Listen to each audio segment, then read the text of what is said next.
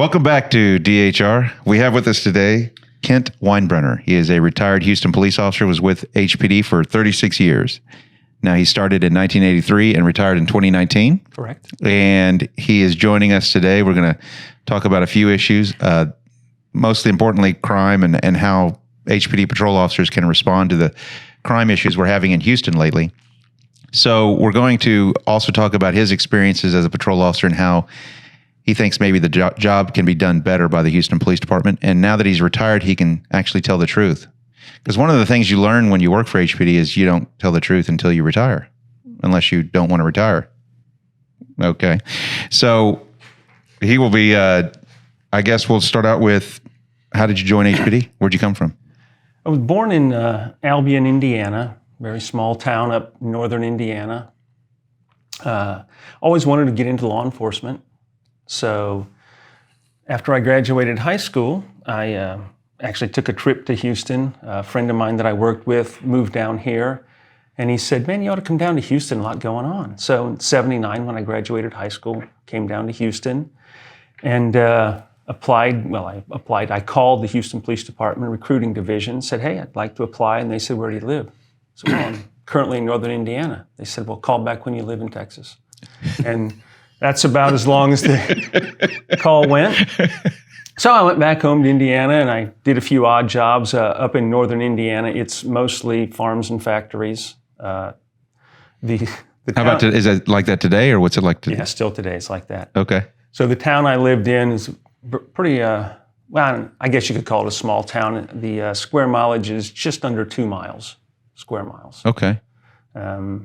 The county, about 2,000 people in that town. The county has about 30,000 people in it, so it's pretty small. You had very limited options in law enforcement. I thought I wanted to be on the sheriff's department, but they only had about 10, 12 deputies at the time. And like sheriff's departments in small towns, it's kind of political. You have to know the sheriff, and you have to be the sheriff's buddy and all that. So after a couple of years of that, I decided I'm going to go to college. Went down to a 2-year school in Vincennes, Indiana. And my second year down there, a buddy of mine said, hey, what are you going to do for spring break? So I'm heading back home. John says, I'm going to go down to Houston. They're hiring, and I'm going to go down there and apply. I'm like, okay, buddy, have a good trip. So from Vincennes, he drives down to Houston, does the recruiting, comes back up, see him after spring break. He said, man, it looks good. They're hiring. As soon as I get out, I got a job. And I'm, okay, keep me posted, see how it goes. So I head back, after graduation, I head back up to northern Indiana. He heads down to Houston. We stay in touch, and he said, man, it's great. They're hiring so many people down here. It's a great job. It's big city, fast moving. Man, you got to come down. So I'm like, okay.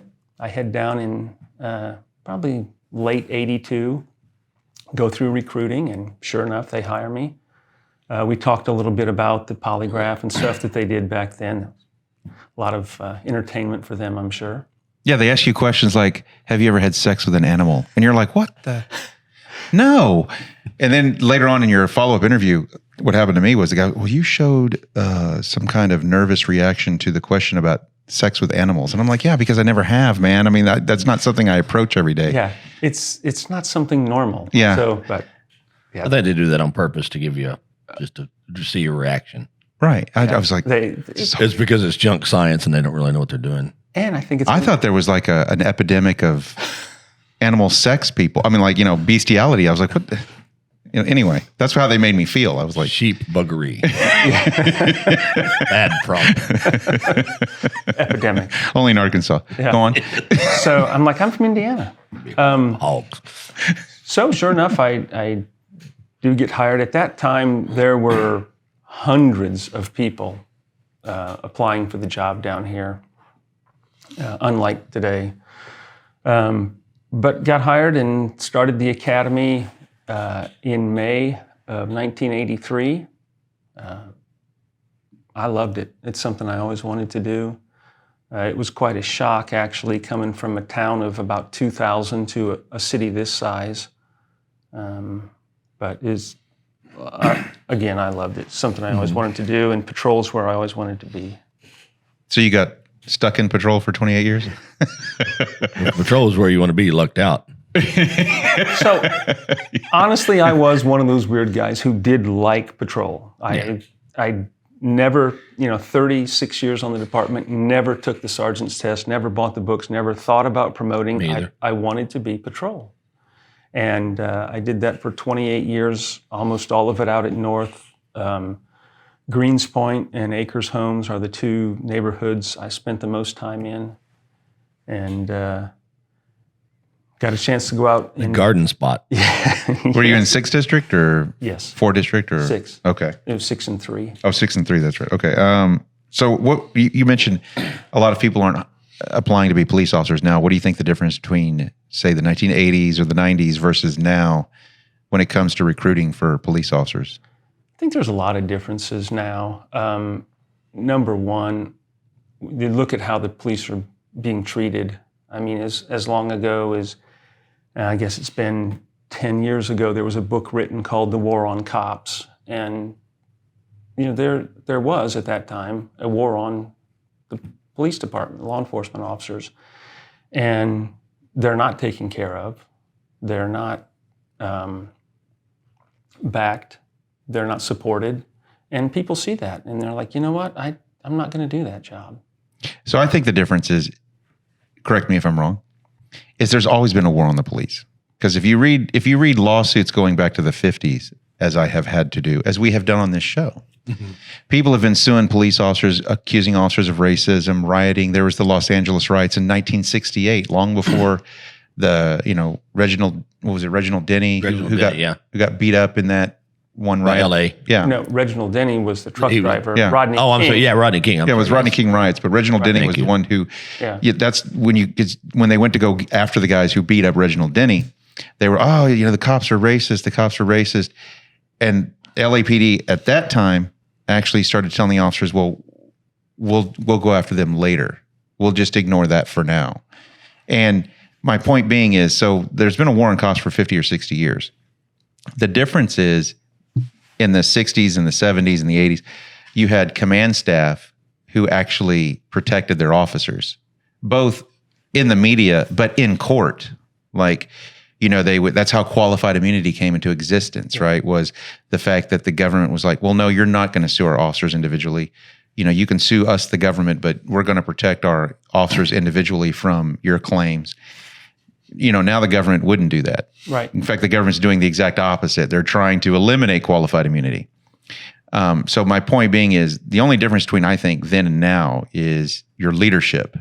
And either your leadership is trying to protect their organization, which is made up of obviously individuals, police officers, or they're not. And I think in police departments across the country, you're seeing chiefs of police who have this notion in their head that they have to be the ones who hammer their own officers.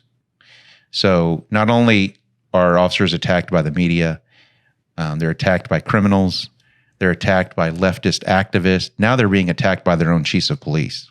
And I think a lot of that's optics. We have to look like we are taking care of the problem. And I think that's why the chiefs do it.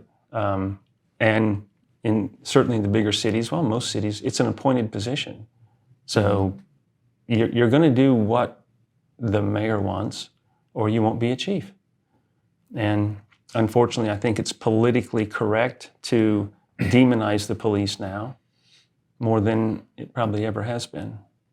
That's a fair point. So, I mean, the voters who elect the mayor have just as much responsibility for what happens with their police department as the chief of police does. So, yeah, I do understand that. Certainly. But one of the aspects of living in a mature society is when you are promoted into a position of responsibility, that you take it seriously and that you set aside your own personal biases and you set aside the political bias that surrounds you. So even though, yes, you're an appointed chief of police, even though you could lose your job, you shouldn't take that job without understanding that dynamic. I agree 100%. And so if you're going to be a good leader, if you're going to have to do things that go against the political pressure you may receive from city council or the mayor's office. If you're unwilling to do that, you shouldn't take the job as a chief of police. And if you've been a police officer for any length of time, you need to understand that you've got to talk back to the people who are trying to control your position. So our chief of police either isn't doing that, doesn't want to do it, can't do it, or is perfectly in line with the political pressure that he's under. In other words, his political agenda is the same as the mayor's political agenda, which is just as dangerous because, for example, in here, Sylvester Turner has no earthly idea how to run a city. We all know that now. And despite what anyone might think, if you can run a small business, you can run a big city because the dynamic is the same. You've got a tax roll you got to make. Because every employee has to pay taxes, Social Security, otherwise. You got to make sure everyone's pension is funded. You're running a budget. Really, the position of a manager of a city, a manager of the county, is just to run a budget. That's really all you have to do. And if you can do basic math, you can do the job. But we elect people who want to do things like go outside of their responsibility. For example, when Lena Hidalgo wanted to use some county money to pay for lawyers for illegal immigrants. I mean, that's so far outside the bounds of that's what we're suffering under. How does that affect patrol officers? Well, when you have leadership that is more interested in a political bias than doing the job. And I think maybe that's the difference. But I mean, I could be wrong. I accept that. But I really think that's kind of the difference is back then there were leaders who were willing to say, you know what? I may lose this job, but I'm going to do it right. We don't have that anymore. I don't think they pick chiefs of police now on their merit as chief of police. They pick them as their merit as activists. I think that's what they Art Acevedo was picked because he was an activist, not because he didn't know anything about being a police officer. Okay, they pick these people now. They used to pick them somebody who might play ball a little bit because police officers were police officers throughout. But they have infiltrated us enough. They have infiltrated the left. The ridiculous ideas have infiltrated even police work enough now that you have people at the top that have absolutely no intention or don't care about doing anything police work wise, and they care about their political agenda. True. What was your first experience as an officer at HPD where you started to doubt whether or not your commanders wanted you to do your job? If you can remember, or just, a series of experiences. It was a long time ago. And to be fair, I have had a lot of bourbon since then. So. This morning. Yeah.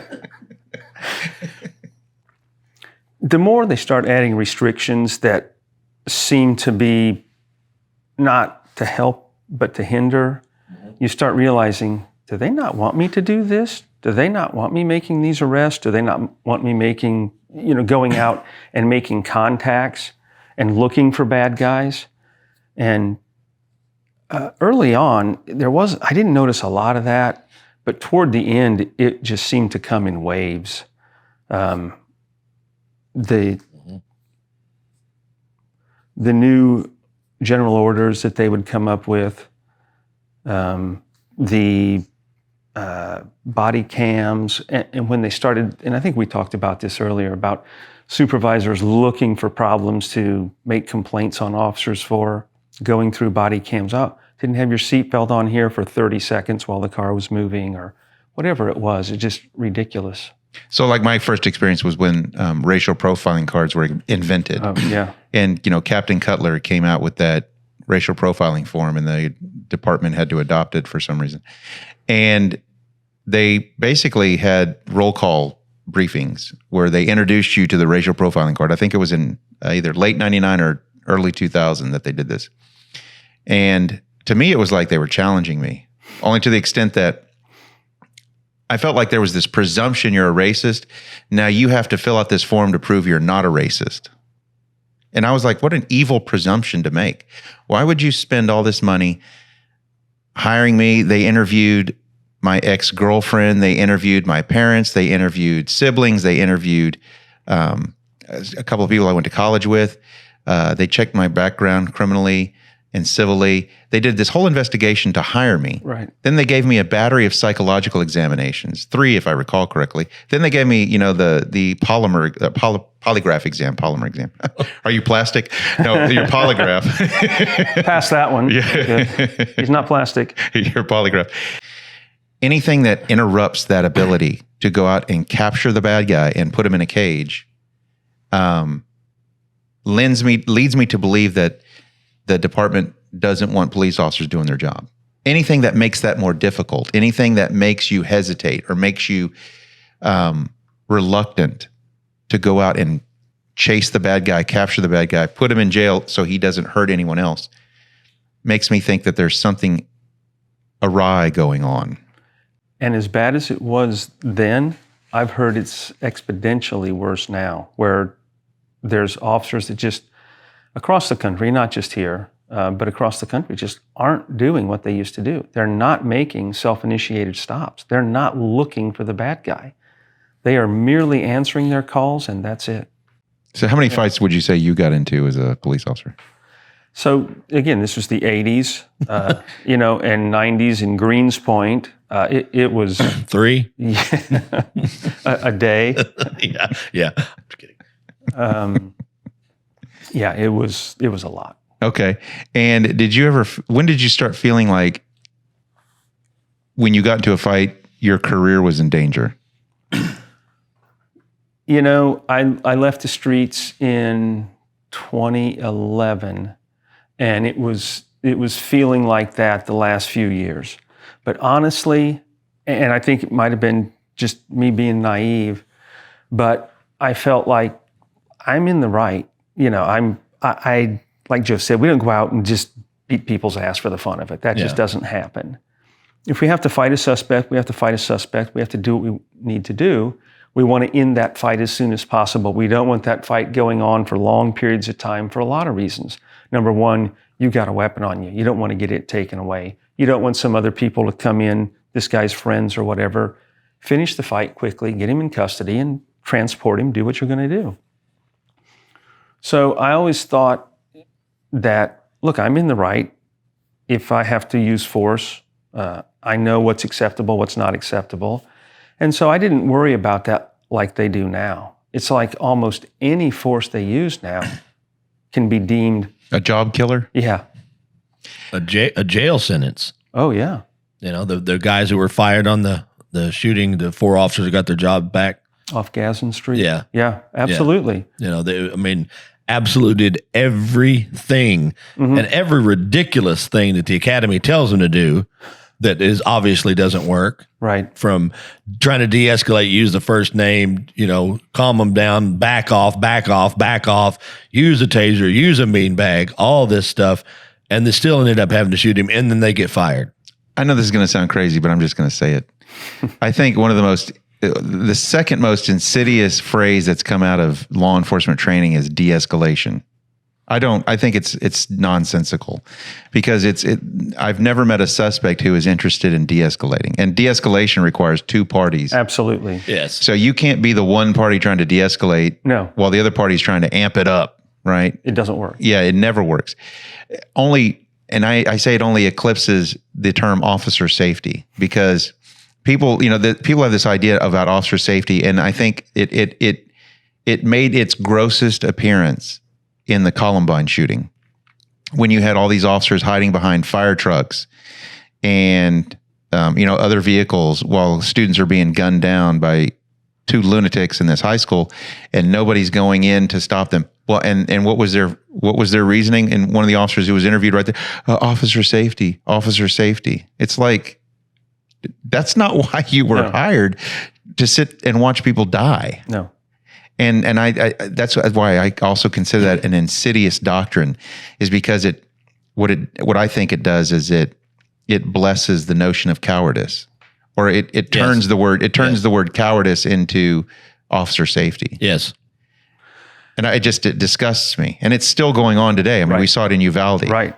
Unbelievable. Yeah, Kent and I taught hundreds of active shooter classes together, and we know what we taught, and we know what alert teaches. go, go, go. Right. you know? Absolutely. And so, But they're pushing back against 40 years of officer safety, You're officer right. safety, You're officer right. safety. Back off, make distance, call SWAT. Yeah. You know, Yeah. how many times? That's what I heard my entire Stupid. career. You know, leave cover, don't leave cover, don't leave cover, stuff like that. These ridiculous things. Well, I mean, but when I was in 17, Now don't. I'm not saying leave cover is a bad thing. I'm saying what they called cover. Okay, like police cars, inside your police car, and stuff like that. So they would say these statements like de-escalate as a broad brush, meaning if he didn't de-escalate, it's your fault. That's what I mean. You know. Anyway, so I didn't mean to interrupt. Go ahead. but the other officer safety issue is like in 17 district, which is neck deep in apartment complexes. And, eventually they would catch on fire because they always do. And normally 9 times out of 10, you're the first people on the scene because the fire department's still waking up and getting in their truck.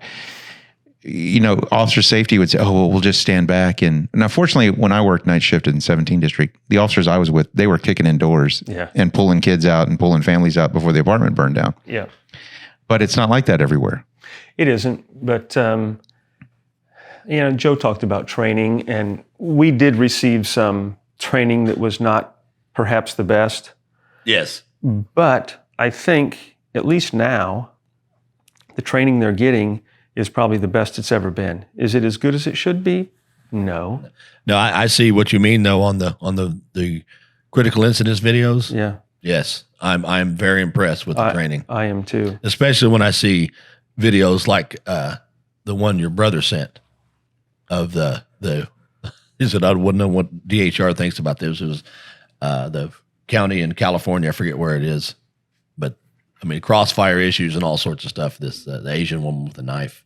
Oh, right. Where they're she's coming out of the apartment. Yeah. They're trying to evict her. Yes. That's really what they were doing. They were serving an eviction notice. Yeah, that's all it was. And she comes out with a knife and stabs a guy in the chest. We'll do a whole video on that. Yeah.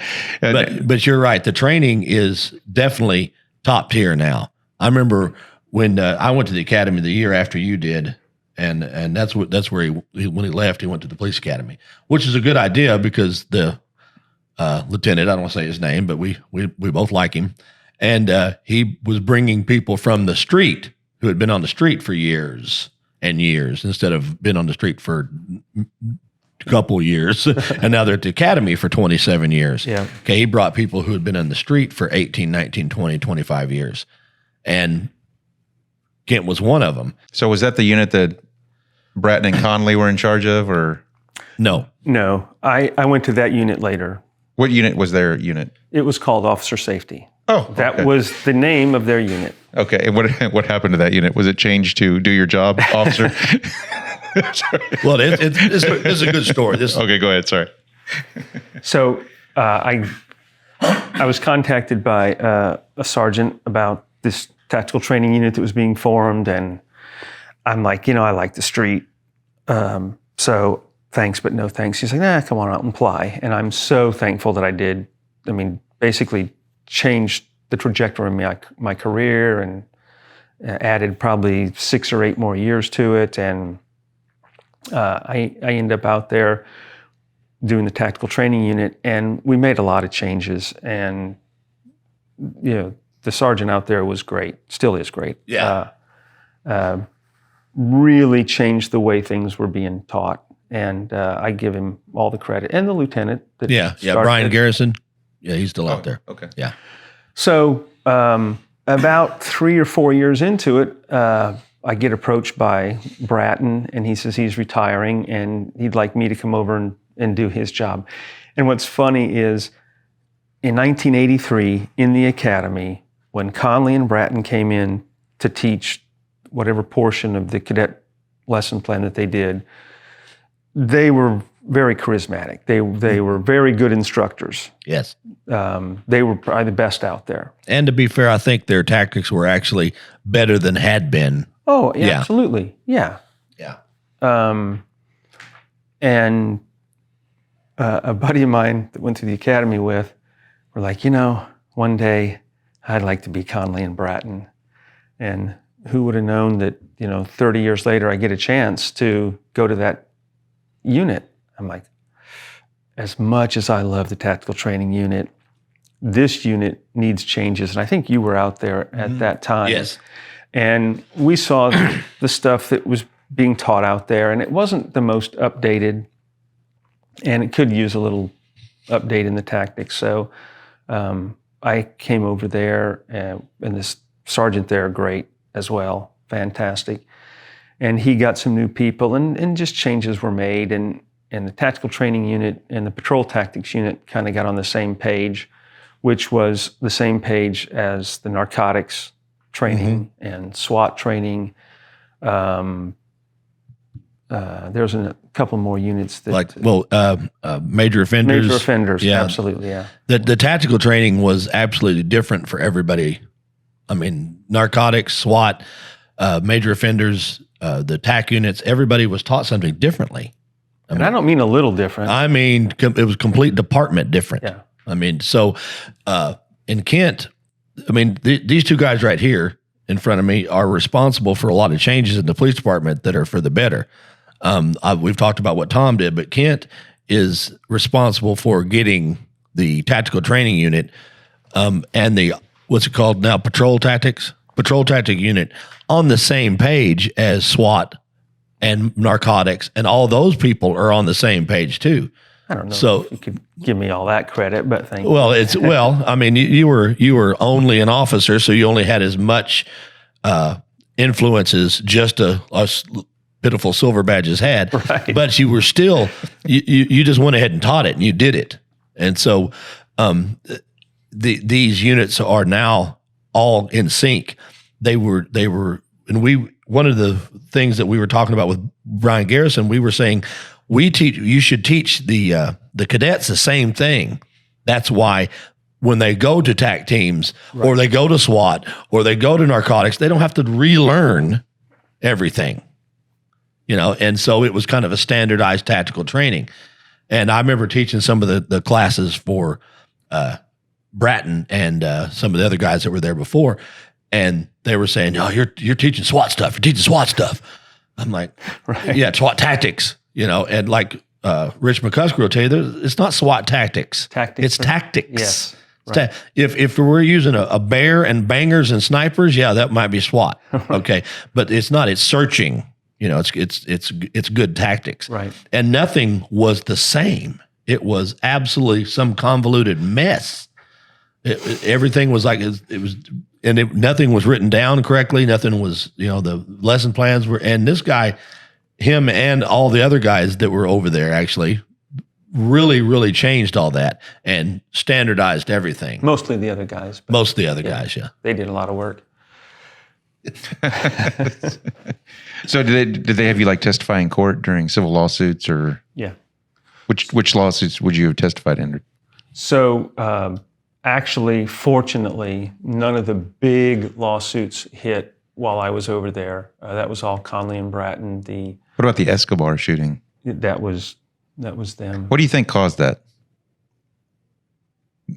The officer's finger on the trigger? Yeah. Okay. I think that's what caused the gun to go off. That's a trick question. Yeah. Finger on the trigger on the finger. Yeah. The two reasons for the accidental discharge. Right. Firing pin hitting. He didn't know, because I read the lawsuit, and the whole thing revolved around whether or not the department properly trained its officers to index their finger when drawing their weapon, and the officer in that Carbonneau had his finger on the trigger, and consequently the gun went off. The gun went off. Yeah, when he got kicked by the suspect. Mm-hmm. Right. And so that was what that whole lawsuit revolved around, and it was kind of funny that I can't remember who from the department testified, and I want to say it was Connolly who testified. Well, I think they were both probably down there, but okay. Yeah. I can't remember. I got to go back and read which one testified, but they had to. They basically conceded that the department could do a better job of teaching officers to index their fingers off the trigger when drawing their weapon, and not, putting your finger on the trigger until you're ready to fire. So I just thought it was an interesting, very nuanced little point that was the difference between the city getting dismissed out of the suit or having to pay the family. But now every little detail counts. So that's, why I think maybe that's why they're really starting to focus more on training, is because they're starting to realize that I think you're absolutely right. there's a shift in the judicial mindset, because what judges would entertain as an issue that would give the city immunity are no longer those same issues. Those little details do matter. And I think they're being held accountable to their training, where it's coming up in court and they're saying, look, you trained these people to do this, and that's what they did. Well, that's not what we meant for them to do. Well, I know, but that's what you trained them to do. Yeah. Here's my question. My next question is body cameras. I think that was a great tool that started out with an outstanding idea and motive and execution, which then turned into this horrendous millstone that they're grinding patrol officers to death with. And by that I mean, when they started reviewing body camera video from IED complaints, they started to realize how often they were being lied to. Of course, nobody ever stepped back and said, well, if they're lying this much now, that means they've been lying that much for the past 50 years. Right. Maybe we fired some people we shouldn't have fired. No, that's not a thought they would ever have. They realized how often they're being lied to by people who complain about police officers. Yeah. Then they turned it into, well, now we can review everything an officer does throughout his shift. And if he's violating one microscopic subsection of a general order, we can discipline him. With the full weight of the discipline, not just a, hey, don't do this anymore. It's multiple days off for just the most minor infraction. I think it was mostly the discipline that was handed down. And like you said, those ridiculous minor infractions that you're getting multiple days off for. Well, they're infractions that shouldn't be an infraction. You should not get an infraction for taking your seatbelt off. Right. When you're pulling up to a code 1, code 2, or code 3 call, you just shouldn't. Well, I know, but that's all about, liability. Well, if the officer is in an accident going 4 miles an hour through the parking lot, he should have his seatbelt on. Otherwise, the insurance and none of that. Yeah, but you see, but the command staff doesn't have the balls to push back against the insurance company and say, that's absolutely retarded. Don't ever let that leave your mouth again, or we're going to go look for another insurance company. We don't care how much it costs. You're an idiot. Well, city's self-insured, I think, still, but I think it's liability. It's they love that word, liability. Yeah, and they have no idea what it means. None. I mean, you as a police officer, you don't have to obey any traffic laws, so there's no violation there at all. Here's the best part: in the Civil Practices and Remedies Code, there's a section that says if an emergency vehicle is responding to an emergency, code 1 call, right, and is involved in an accident, the city can't even be sued for it. The court doesn't even have the jurisdiction to hear the case. Yeah, that I mean, we did a video on that. Yeah, and these are the things that police officers still think that I'm going to get personally sued. Yeah. You can't, not only can you not be personally sued, the city can't even be sued. That's what's so retarded about the whole thing. Is they train officers for one thing, and it's completely false. You cannot be personally sued in Texas under the Civil Practices and Remedies Code when you're on duty in the course and scope of your employment, even if you're on an extra job, by the way. And see, officers don't know that, and sergeants don't know that. And we had J.D. Shirley on. And he told me during the sergeant's class, they tell him, yeah, they'll come after your drop, come after the. And well, it all revolves around the Carbonneau case, because they said, well, Carbonneau was sued personally, right? But what they don't realize is the motion that was filed in federal court to remove Carbonneau from the case, to actually dismiss claims against him, was never actually really, from what I can tell from the court record, actually addressed by the judge. In other words, you get sued personally, you're a police officer. You're supposed to file a motion to have your name withdrawn from the suit. Okay. While the motion was filed, because the city tried to separate itself from Carbonneau, and there was a whole hearing about bifurcating the case, so there would be 2 trials. The judge is like, yeah, no, we're not doing that. Then the city settled. But from what I could tell from what the court issued, there was never really a direct address of the issue of Carbonneau being sued personally. But you still have these people at the academy walking around going, well, what about Carbonneau? He was sued personally. But the problem is that issue was never actually resolved by the court, whether he should have been sued personally, because ultimately the city, settled. Right. And off they went. So people still can't seem to wrap their head around the fact, because of the Carbonneau case, that you can't be sued personally in the state of Texas. You can't. It's not there procedurally. In fact, if you do get sued personally, and if they don't release you from the suit immediately, like in civil district court, state civil district court, they'll lose their cause of action. So let's say you have an accident, right? I'm just driving, not running code 1, because that's a different section, but you're just driving, you rear into somebody, boom. Okay. And they sue the officer personally, not the city. Under the Civil Practice and Remedies Code, they have X number of days as prescribed by the court to remove you from the suit and name the city. And if they don't, they lose.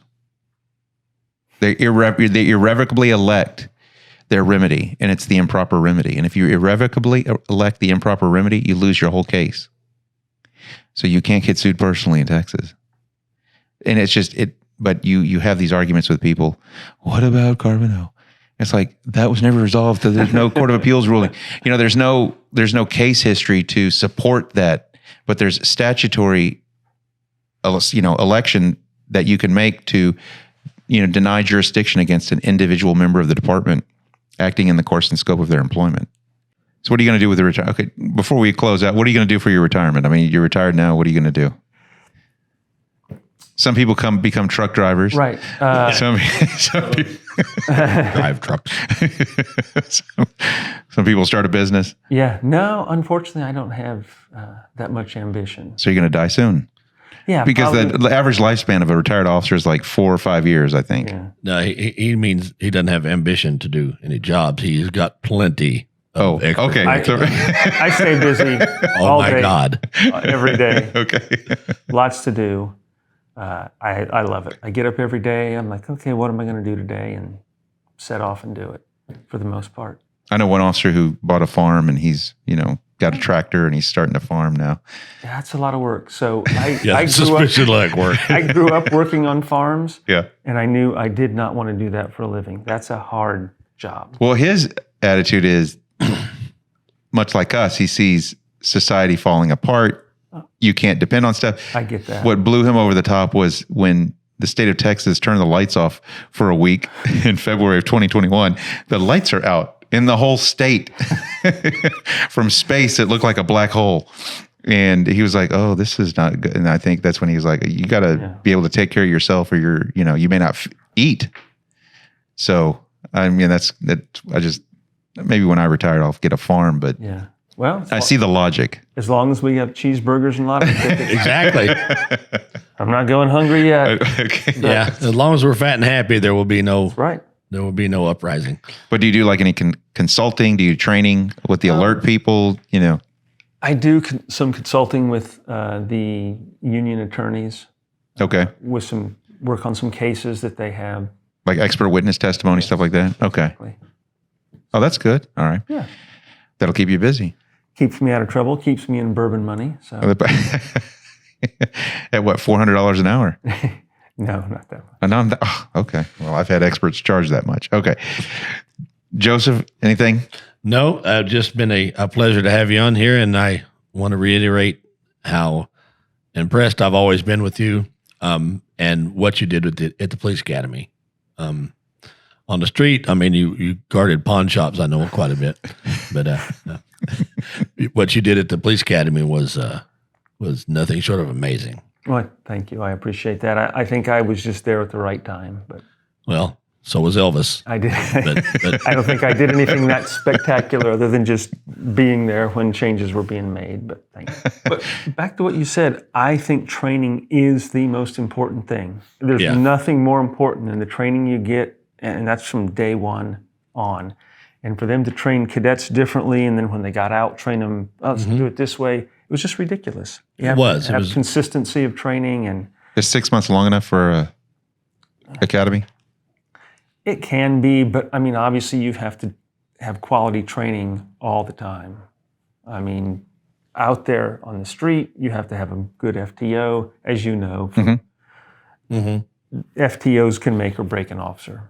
And I came from a little town, like I said, my entire town, square mileage, 1.9 miles. I mean, it's not a big area. So when I got down here, it was a shock, definitely. Baptism by fire? Oh, man. I know. I can imagine. Very naive. You know, the people I'd been exposed to and stuff, farmers and factory workers for the most part.